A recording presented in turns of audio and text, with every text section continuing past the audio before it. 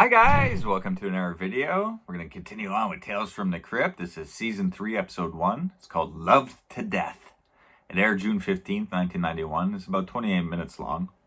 It's a decent episode. I wouldn't have probably started off the season, because Season 3 is so good, so I would maybe started off with a better episode, but I mean, this one's about a 6 on 10. It's decent. I don't mind it. It stars Andrew McCarthy. I always enjoyed him, especially in the 80s and early 90s there with movies like Less Than Zero, Weekend at Bernie's, and Pretty in Pink, and stuff like that, Played in a lot of good movies. St. Elmo's Fire. So, yeah. I enjoy him in this. He's probably the best part of the episode. And Marielle Hemingway, she's okay, I always remember, seeing the pictures and stuff of her being like 14, 15 at Studio 54, that infamous freaking nightclub there back in the mid 70s to 1980 around. So yeah, it just always, she also played in Woody Allen's movie Manhattan.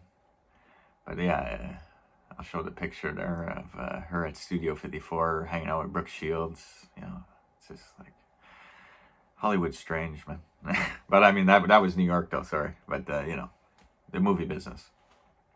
And there's primarily three actors throughout the episode. The guy David Hemmings, he plays like the manager. And throughout the first half of the episode, you only see the bottom half of his face, because when you go and pay him the rent or knock on his door for any problems with your plumbing, anything, he always talks through like an intercom. And Andrew McCarthy's trying to talk to him there, and an old woman passes by that lives in the building, and she's like, I've never seen that. I've been in this building 30 years. I've never seen that guy. So yeah, we only see his bottom of his face, and him talking in the microphone and with a cigar, stuff like that for the first half. But he becomes a pretty good character later on, though.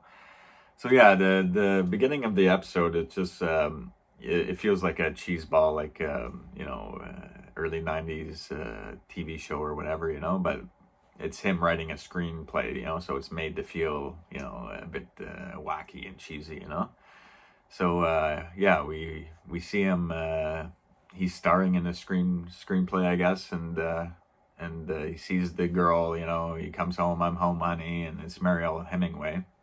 So I guess he's fixated on her, and she's a girl that lives in his building, and he wants. She's an actress, and he wants her maybe to read his screenplay and maybe star in it or whatnot, So he pictures her a lot, in his screenplay, and so he becomes like fixated on her, and he wants to like get closer to her, and I guess the manager's just like, he's got cameras and stuff, so he knows what's happening in the building. And he's like, McCarthy goes, hey, there's a pretty girl, He's like, yes, Miranda, she lives in 509, And the guy on the microphone, his name is like Mr. Stronum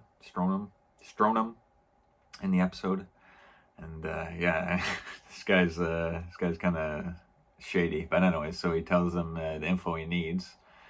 And he just like knocks at her door, says he's a screenwriter or whatnot. And for she's like an actress, so she's caught up in that life, and she's on the phone with her agent, and everything's going quick, no time for anyone, So she kind of kicks him out, but she's like, oh, I'm sorry, come over later for drinks or whatnot, So he's like, all happy and stuff, and he's waiting for later that night, and he goes to knock on her door, no one answers.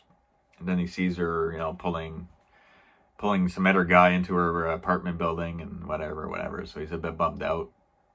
And just in a quick side note, I like although it's like a made up stage or whatever, the inside of the apartment building. I like the look of it. It's kind of dark and gloomy and stuff like that, But yeah, it's pretty much just like the same floor and the hallway sections, and you'll see a couple of the apartments, but that's about it. But I like how it looks.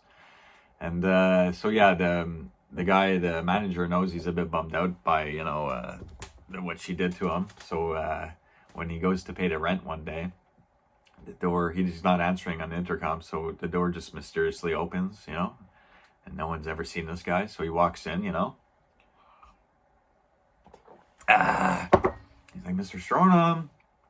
And so he's walking through his apartment, you know, and he sees these pictures of girls on the wall and stuff like that. And he continues on through the curtain, and he's sitting there with camera, you know, like all the monitors, and he's telling the guy, you know, you want that girl, you know, and all that. He gives him like a love potion.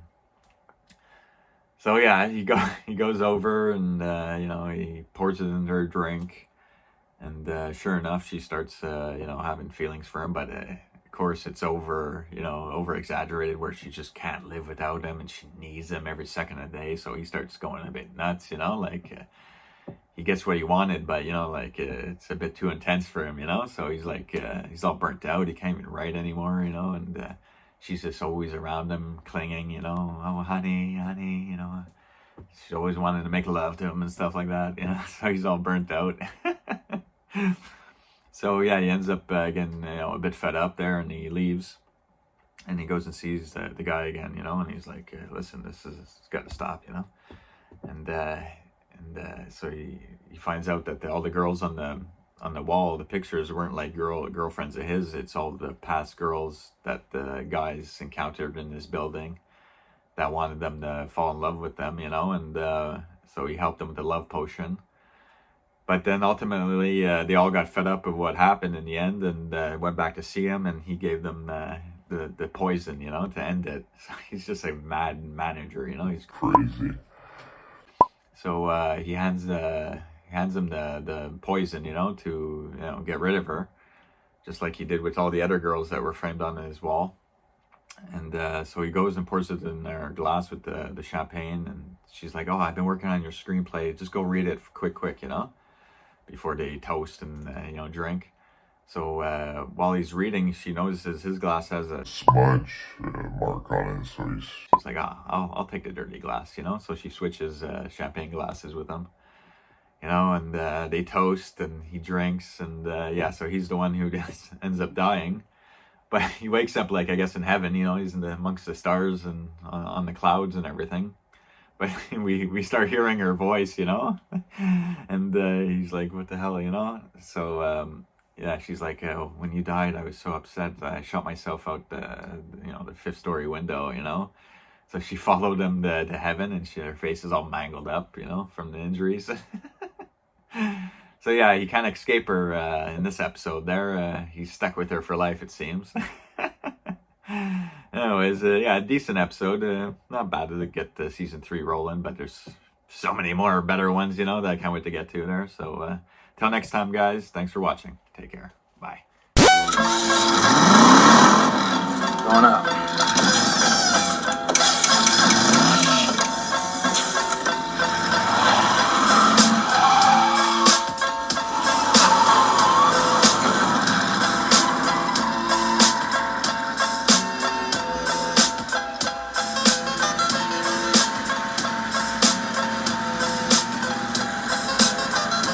In the office, baby.